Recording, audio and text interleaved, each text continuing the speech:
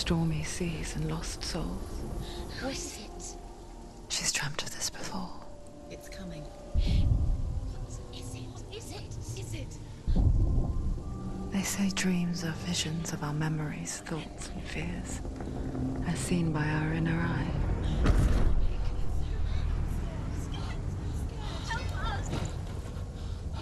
But what if each one of us is always dreaming, even when awake?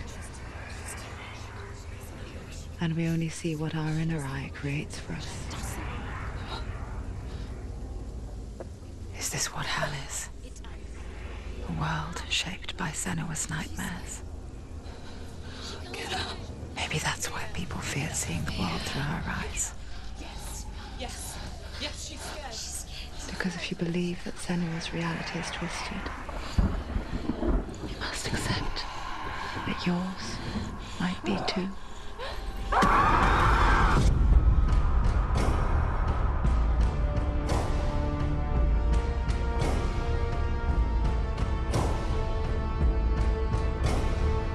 Hellblade: Senua's Sacrifice is a video game about Senua, a Celtic warrior on a vision quest into Viking territory.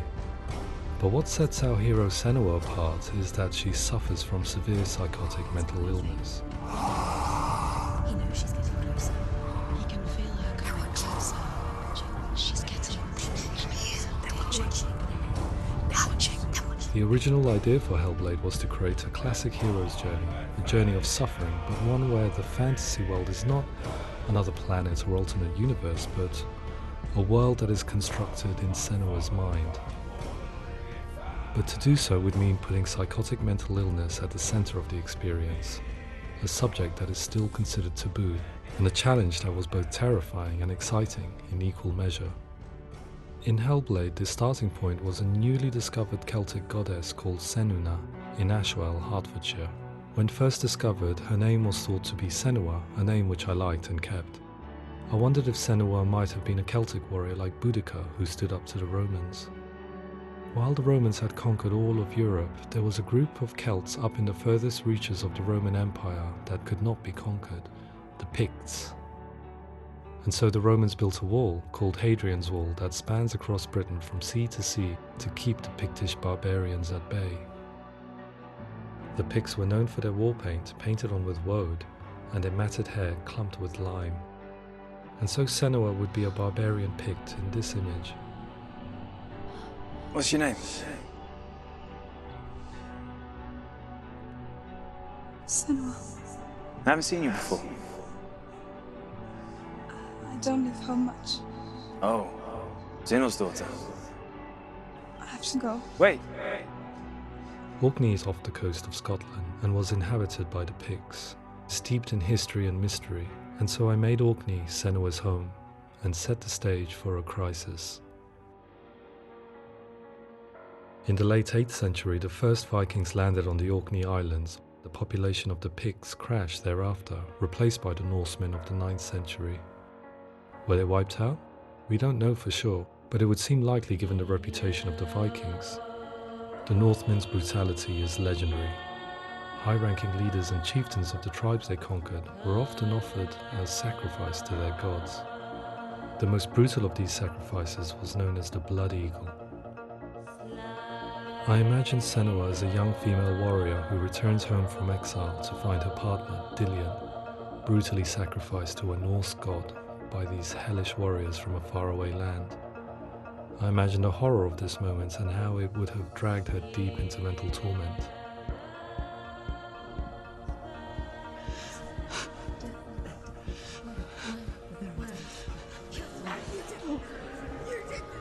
No!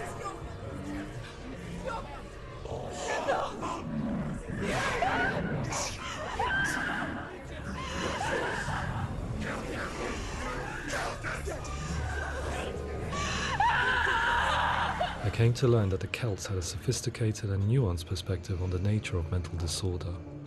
One term they used was Gelt. A Gelt is a man or woman who has been driven mad by a curse, battle trauma, or grief. The Gelt would take to a life in the woods in search of penance, punishment, and purgation. And so Senua became a Gelt, cursed by darkness, looking for redemption in the wilds. Another word the Celts used in reference to mental disorders was druth, meaning fool, or Liar. one who utters the words of God. They tell of the mad sinner who flees battle into exile and takes on a beastly nature, growing feathers on his body. The character called Druth in Hellblade is based on a little-known person called Findan, an 8th century Irish Celt who was captured and enslaved by the Vikings, but eventually escaped to Orkney where he became a monk. I will tell you my stories of hell, if I may walk with you.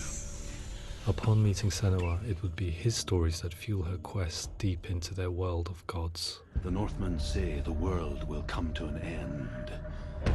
The sun will grow black, the earth will sink into the sea, the stars will disappear, fire and water will meet, flames will play against the sky, the heavens and earth and all the world will be burned, all the gods will be dead, and the warriors of Valhalla and people everywhere.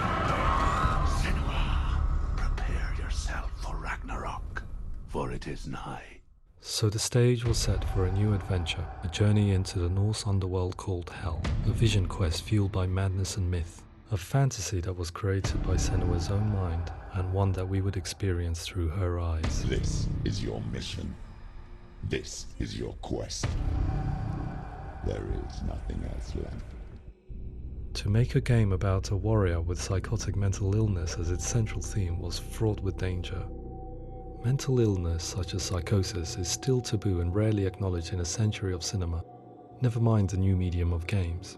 Where it does feature, it often conflates psychosis and psychopathy associated with a lack of empathy.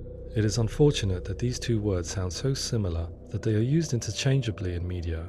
I must admit that I didn't have to look very far to discover my own ignorance of the subject. So we reached out to Paul Fletcher, psychiatrist and professor of health neuroscience at University of Cambridge.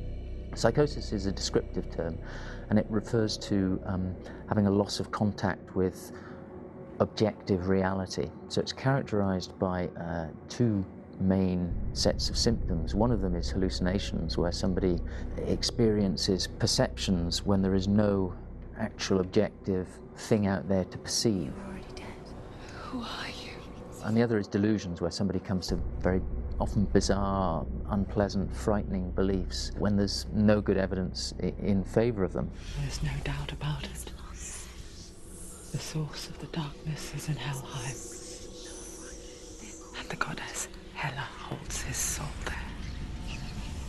We reached out to Welcome, a biomedical research charity that spends billions on research and awareness programs aimed at improving health. Mental health hasn't always been presented in the media in a way that is particularly helpful. It can be challenging to engage people with the subject matter, and there are a lot of preconceived ideas about mental health, and particularly schizophrenia and psychosis. So we hope our support allows the team to continue to collaborate with Paul Fletcher and with those who have experience of psychosis to create a game that provides a fresh perspective on the condition and allows audiences to engage with it in a way that just wouldn't be possible in any other medium. What started out as a brief consultation convinced me that we were only scratching the surface of an immensely deep and interesting subject that could enrich and change the very nature of the game. That's cool. Thanks so much for coming in. Pleasure. Thanks. It was really interesting for me. I'd love to be involved. I think it's fascinating.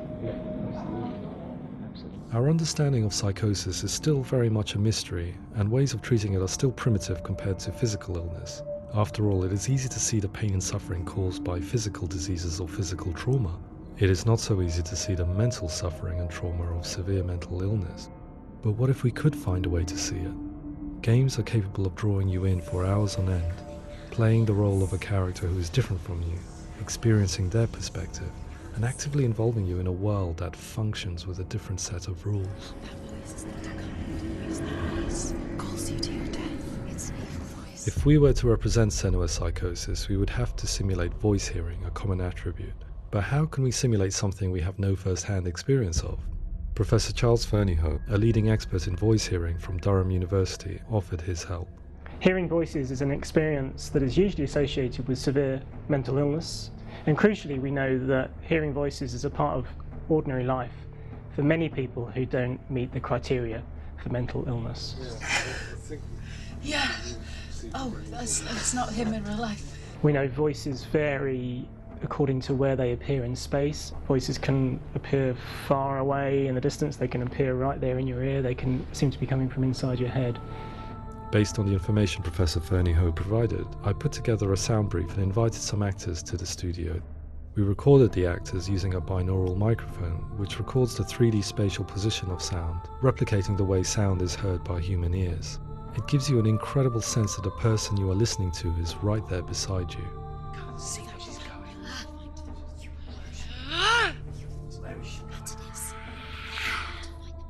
Rachel Waddingham from the Voice Collective came to our studio with 2 young voice hearers to speak to our team. We talked at length about their experiences and they listened to our tests, giving us feedback on how we could improve on it. Everyone hates her. She's cursed. It's very hard to represent what this experience is like, partly because it's such a personal, intense, emotional experience. It's testament to how Ninja Theory have been listening to what the researchers are saying, but also, crucially, listening to the experts by experience. What they've come up with is so compelling. It's by far the best representation I've heard of what these experiences are like.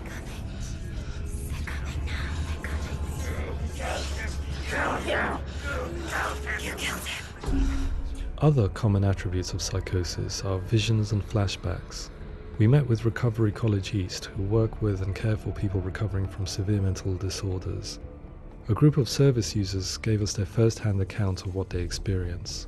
Sometimes when the visions or what we're seeing is too much, it becomes more difficult until eventually we perhaps don't see anything. The people we spoke to, the stories they told, were fascinating, harrowing and mind-boggling. The reality of what people experienced was vivid, far exceeding what I could possibly have imagined. We went away itching to represent some of these visions and flashbacks in the game. As we all know, my heart is so, love is so far away. Don't you know how I wanna feel deeper? I could never know how you grow, all these days are killing me. Now I see deep in me insanity does unfold. I just wanna feel deeper, deeper. I just wanna feel deeper, deeper.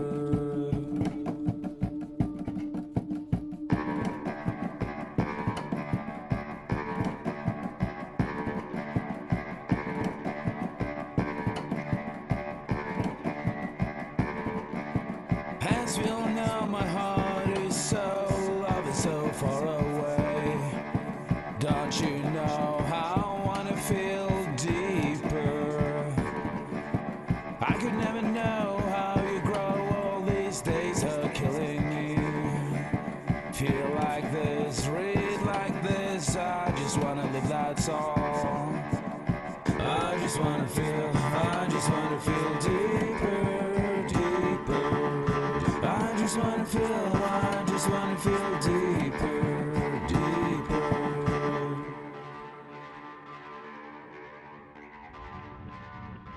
To refine our work, we continue to hold meetings with Recovery College East over the course of a year and a half, showing them what we had achieved so far and refining the in-game representations based on their feedback. With their help, flashbacks, visions and changes in perception were woven into the story and gameplay of Senua. The students that are involved in this project are incredibly excited about being involved. They have described the experience as being important because it values their lived experience and shows that despite what we have been through, all of that experience becomes valid, that actually it's something that we should all be talking about. The experiences described range from beautiful to frightening beyond comprehension.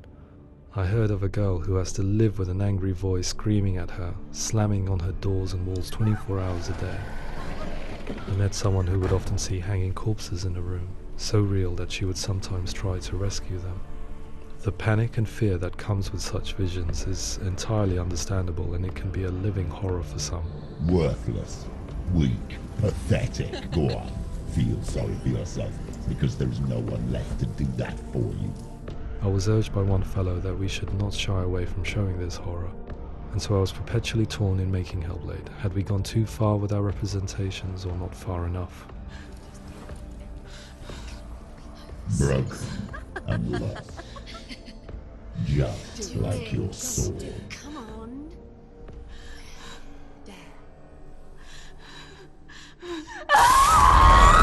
In some ways, voice hearing and visions were the low-hanging fruit, so to speak.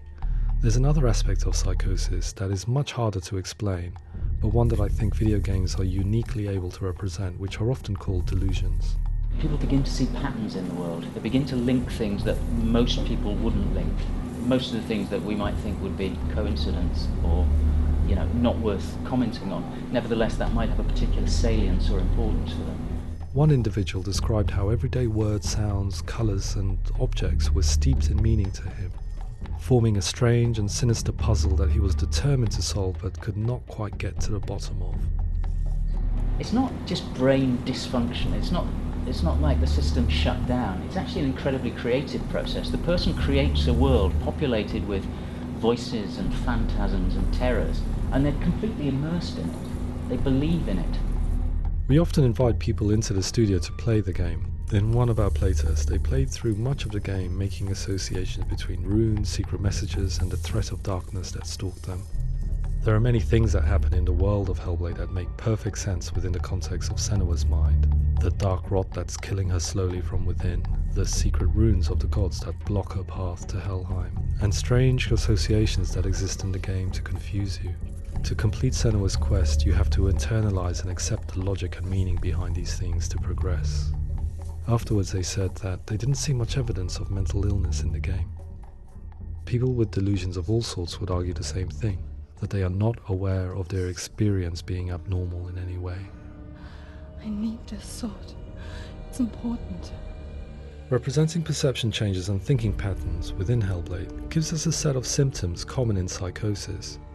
But people with lived experience were keen to emphasize another point, that it is wrong to define a person by their symptoms. Quite often, the illness comes not from the symptoms, but from the stigma, isolation and mistreatment that comes about from the rest of society. They say that I'm cursed. What if they're right? I needed someone to portray Senua, someone who could believably internalize her suffering.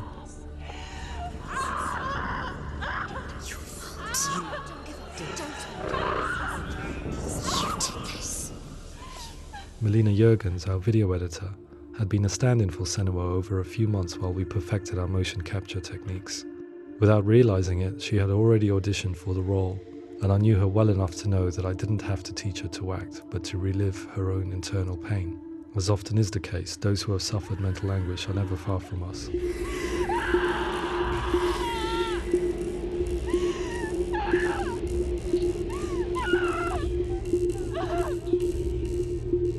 My hope is that by creating a compelling and aspirational character in Senua who feels very much real, albeit in a fantasy setting, we can provide a lens into her reality, a different one to yours, and this is where storytelling comes into play. I imagined her life based on common threads in real people's lives. She was always prone to psychosis as a child. Her mother Galina also heard voices and had visions, so perhaps there was a genetic aspect. Or perhaps it was cultural, as she lived within a world without science, of gods and a superstition, as exemplified by her druid father Zimbal. Psychosis developed in her late teens to early 20s and was exacerbated by stigma and isolation at the hands of the clansmen and her father. This darkness. It's spreading. The trauma of seeing her lover Dillian sacrificed tips her over the edge, making her remodel her reality around a concept that connects everything: the darkness. So the question, is what Senua experiences real? Can only be answered by saying, yes, it is real. It is her reality. All of her suffering will have been for nothing. It's just a matter of time. Towards the end of the project, service users and professionals that had collaborated with us were invited to see the near-final game. It was a chance to see if the game had reflected their views or if it had misrepresented them. For me, being involved in especially developing Senua's character has been really important, and being able to bring in my perspective and what I see and what I hear and having that built into the game has been a real privilege. It's gritty and it's meaty, and there are some tough subjects in there that are being tackled with honesty.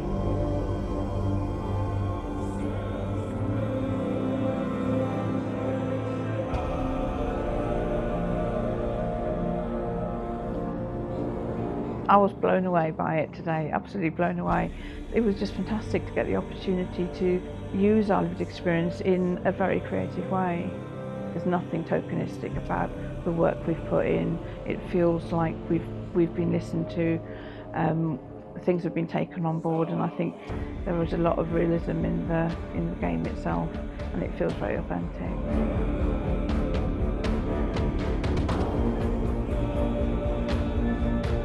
Hellblade will give people a good experience of what it's like to hear voices and have those experiences. I'm glad that the guys at Ninja Theory kind of asked us to come along and help them build an experience that's positive when it comes out, and get myself a copy and have a go.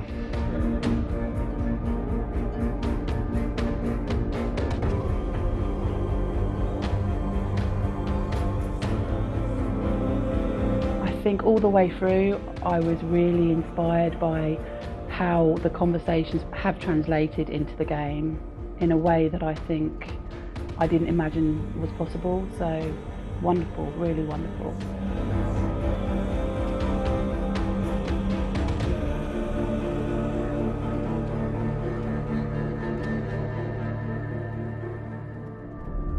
I really hope that others will follow the lead they've set and use the power of something like a video game to change people's perceptions, to increase understanding, and ultimately to make some of the stigma around voice hearing and other experiences go away.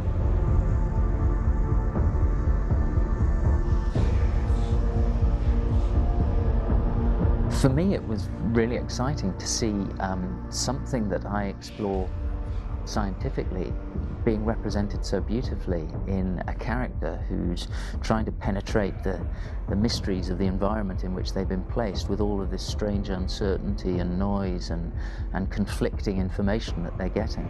I'm very excited by this way of trying to represent mental illness, because I think it actually might be offering us insights that we wouldn't get from pure scientific explorations, and actually giving us quite an empathic view of what it might be like.